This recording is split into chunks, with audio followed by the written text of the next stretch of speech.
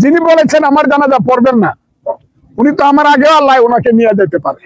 আমার সেই আল্লাহকে পাওয়ার পথে আমার একটা রাস্তা আছে, সেই রাস্তাটা হলো আহলে সুন্নাত ওয়াল জামাত। এটা আলেম যাদেরকে বলেন, যারা এইসব কথা বলছে তারা জামাতের লোক, তারা জামাতের লোক। আলেম ওলামাকে আমি মাথার উপরে রাখি। হ্যাঁ, আর জানাজা পড়ানোর যে ব্যাপারটা তারা কি নির্দিষ্ট করে ফেলছে, যেমন বেহেশতে টিকিট দিয়ে দিয়েছিল ইলেকশনের আগে, তারা কি নির্দিষ্ট করে ফেলছে যে আমার আজকে কবে মরণ হইব, নির্দিষ্ট করছে কিনা তারা? যিনি বলেছেন আমার জানাজা পড়বেন না, উনি তো আমার আগেও আল্লাহ ওনাকে নিয়ে যেতে পারে, ওনার আগে নিয়ে যেতে পারে। তবে আমি একটা কথা বলি, আমার রাজনৈতিক ধর্ম যেটা আছে, যেটা চলছে, যার মাধ্যমে আমি এমপি হয়েছি, it is my political religion, political. কিন্তু আমার কিন্তু আধ্যাত্মিক রিলিজন এটা না। আমি আল্লাহ রসুলে বিশ্বাসী মানুষ, আমি কোরআনে বিশ্বাসী মানুষ। আমি সেই আল্লাহ রসুল এবং কোরআন, আমার দিনের নবী সাল্লাল্লাহু আলাইহি সাল্লামকে স্মরণ রেখে আল্লাহর নামে আমি বলছি, আমার মৃত্যু যদি হয়, মৃত্যুর আগেই আমি যেদিন রাজনীতি ছেড়ে দিব, আমার একটা বয়সে আমি আগেই বলেছি আর ইলেকশন আমি করব না, আমি যেদিন রাজনীতি ছেড়ে দিব, আমার সে আল্লাহকে পাওয়ার পথে আমার একটা রাস্তা আছে, সেই রাস্তাটা হলো আহলে সুন্নাত ওয়াল জামাত। কথাটা খুব ক্লিয়ার আমার। আমি সুফিবাদী লাইনের মানুষ, এটা খুব ক্লিয়ার, সবাইকে জানায় রাখতেছি। সংসদে আমাকে সময় দেওয়া হয় নাই বলে যে মাজার উৎখাত করার যে ওয়াহাবিদের যে চক্রান্ত, সেই চক্রান্তের বিরুদ্ধে আমি কথা বলতেই পারি নাই। সেই কথাটা আমার খুব নির্দিষ্ট কথা ছিল। আমি জানি আমি বংশানুক্রমিক ভাবে আহলে সুন্নাতুল জামাতের মানুষ, আমি তারাও জানে আমি তাদের লাইনের মানুষ, তাদের কাছ সাথে আমি আমার মৃত্যু পর্যন্ত থাকবো। কথাটা খুব বুঝবার চেষ্টা করি।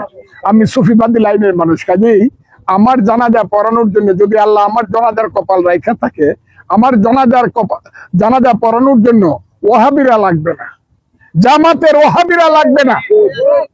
আমার বহু পীর আউলিয়া গাউস কুতুব দরবেশ হুজুররা আছে, আমি বিশ্বাস করি আমার লাশ যেদিন তাদের সামনে রাখা হবে, জানাজা পড়ার আমার মানুষের অভাব হবে না, কারণ আমি হইলাম আহলে সুন্নাতুল জামাতের লোক। উনি ওয়াজ করতেছে, ওয়াজের মধ্যে বলতেছে যে একটা ভোট দিলে 18 লক্ষ মুসল্লি নামাজ পড়লে যে সোয়াব, এই সোয়াব পাই লইব। তো একবার একটা টিকটক বানাইছে নামাজের মুসল্লা নিয়ে হার, শোনেন না, শুনলেন না, নামাজের মুসল্লা দ্বারা একবার নামাজটা ফিরে হলো, রে আল্লাহ আকবার কইতে যায় দূর নামাজ পড়তাম তো ভোটটা দিলাম সোয়াব পাইলাম। বুঝলেন নি? এগুলো হলো বিনোদন ফাটি। কি ফাটি? এদের সাথে আমাদের কোনো সম্পর্ক। আরে আপনাদেরকেও বলি বাবা, বিচার করেন, বিচার যে অন্যায় করবো তার কানটা দইরা বিচার করেন। এ যদি অসুস্থ ঘরে হুতাই রাখেন, ডাক্তার কাছে পাঠান, নাইলে পাবনা পাঠান, নাইলে জাদুঘরে পাঠান। কথা কন ঠিক না বেটে? আপনারা হুজুরা পেস লাগা দিকেন, আমরা পেস ধরি, না লাগাইলে দল্লাম হইলে, তাহলে আপনারা কি আমাদেরকে উল্টা পাল্টা বলার কোনো সুযোগ আছে? এই সুযোগ আছে? এই বাবা তুমি হাঁটতেছো কেন? আব্বু বসো। বাজার কষ্ট হচ্ছে আপনাদের? তাইলে আমার কথা কি কেউ রাগ করতেছেন? বলেন হেদায়েতের মালিক কে? আরো বড় করে হেদায়েতের মালিক কে? এই জন্য আপনাদের সকলকে হেদায়েত কামনা করবেন আল্লাহর কাছে। আল্লাহ আমাদেরকে পানা চাইবেন বেশি বেশি, এই সমস্ত ফিতনা দাজ্জাল থেকে আমাদেরকে হেফাজত করো। এগুলো হলো সেমি দাজ্জাল। কি দাজ্জাল? সেমি দাজ্জাল। এই দাজ্জাল থেকে যেন আল্লাহ পাক আমাদেরকে হেফাজত করে। অনেকে আবার বলবেন যে হুজুর মনোমুখ দলের বিরুদ্ধে। না রে বাবা, বিরুদ্ধে না, তোরা রং দিককে আমি বড় হতাশ। তোরা যে 12 মাসে 13টা, হিন্দুরা বলে 12 মাসে 13 পূজা করে, এরা 12 মাসে 24টা রং পাল্টায়, সকালে এক রং বিকালে আরেক রং। হ্যাঁ, এই রং পাল্টা আল্লাহর রাস্তায় বন্ধ করুন, বন্ধ করে সুন্দর করে ইসলামটাকে প্রেজেন্টেশন করুন। আর আপনাদেরকে ইসলাম তো লিস্ট দিছি না, আপনাদের ইসলামের ভিতরে তো আমরা যে দল দাবি করেন, এটার ভিতরে ওই আমার আগে হুজুর আল্লাহ আমাদের চেয়ারম্যান মহোদয় হয়ে গেছে, আপনাদের লেখনির মধ্যে প্রায় 49টা কুফুরি আছে, এগুলো সংশোধন করুন, পত্রিকা দেন, তৌবা করেন, মিটিং করেন, লেখনী আকারে তৌবা করেন, তারপর আমরা বলুম যে আপনাদের সাথে আমরা যাইতে পারি কিনা। আর এমনি যাই শেষে যেমন বালাবরা জিজ্ঞেস করতেছেন, এইটা হলে যার স্বার্থের জন্য, সময় ফুরাই গেলে আর চিনতেন না। কথা কোন ঠিক না বে ঠিক? যাক বাবার আমার, এবার খালিদ ইবনে ওয়ালিদের কথা বলছিলাম। খালিদ ওমর আলী আবু বকর ইসলামী জান্ডা নীল যে তুলে, আল আমিন তুমি ছিলে চিরদিন সকল মানুষের তরে, হে রাসূল তোমাকে ভুলি আমি কেমন করে, সবাই হে রাসূল তোমাকে ভুলি আমি কেমন করে, হাজারো ব্যথা বেদনার পড়ে ফিরে আসনি তুমি আপন ঘরে, দিনের ছড়িয়ে দিতে চলে গেছো মদিনায় মক্কা ছেড়ে, হে রাসূল সবাই সবাই তোমাকে ভুলি আমি। যুবকদের আওয়াজ তো, বাস্কেটের আওয়াজ তো আর বড় হবে, হে রাসূল তোমাকে আমি কেমন করে। একটা জবানও বন্ধ রাখবেন না, মহব্বতে মায়ার সুরে বলুন সুবহানাল্লাহ। ওই খালিদ ইবনে ওয়ালিদ মাথার মধ্যে যখন হেলমেটটা লাগাইছে, গায়ের জোর কি বাড়ছে না কমছে? এবার তিনি দ্বিতীয়বার যুদ্ধ শুরু করলেন, এমন ভাবে ধাও মারলেন কচুরি পানার মতো, ওই কাফিরদেরকে টুকরা টুকরা করে ফেললো রে বাবা। শুধু মাত্র তাই নয়, খালিদ ওয়ালিদের নেতৃত্বে আমার আল্লাহ রাব্বুল আলামিন এই যুদ্ধের বিজয়ের মালা দান করেছেন।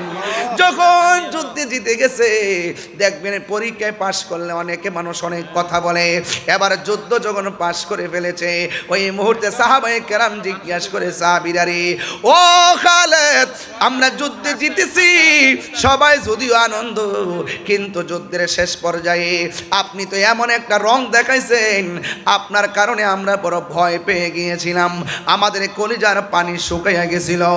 আপনি তো যুদ্ধের ময়দানে পিছু হটতেছিলেন, আপনার হেলমেটটা হারিয়ে গেছে, এরপরে হেলমেটটার কারণে যুদ্ধের জয়ের মালা কাফেরদের অনুকূলে চলে যাওয়ার জন্য শেষ অবস্থা সৃষ্টি হয়েছিল।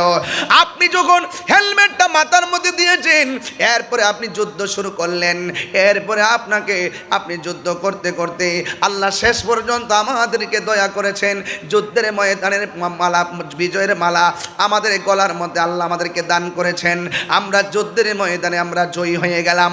সাহাবায়ে কেরাম ডাক দিয়া কর, ও খালিদ ইবনে ওয়ালিদ আপনি যুদ্ধের ময়দানে হেলমেটটা পরে গেছে, আপনি বলছিলেন হেলমেট পরে যাওয়ার কারণে আপনার গায়ের শক্তি কমে গেছে, হেলমেটের সঙ্গে শক্তির সম্পর্ক কি? এবার খালিদ ইবনে ওয়ালিদ বলেন, হেলমেটের সঙ্গে অবশ্যই গায়ের জোরের একটা সম্পর্ক আছে, আমি শীর্ণ, হেলমেটটার কারণে আমি অনন্য। ডাক দিয়ে বলি, ও পৃথিবীর মানুষ, আমি যখন নবীর হেলমেটটা মাথার মধ্যে লাগাই, আমার মাথার ভিতরে হেলমেটের ভিতরে আমার নবীর একটা চুল মুবারক আছে, এই চুল মুবারকের কারণে আমি গায়ের মধ্যে একটা বেলায়েতের শক্তি পাই। চিৎকার মেরে কন্যা আল্লাহু আকবার।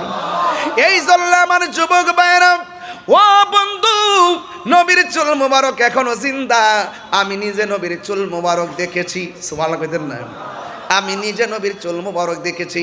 নবীর চুল মুবারক এইভাবে কুকরানো, উজু কইরা দরুদ শরীফ পড়লে আমার নবীর চুল মুবারক এমন ভাবে দাঁড়ায়া যায়।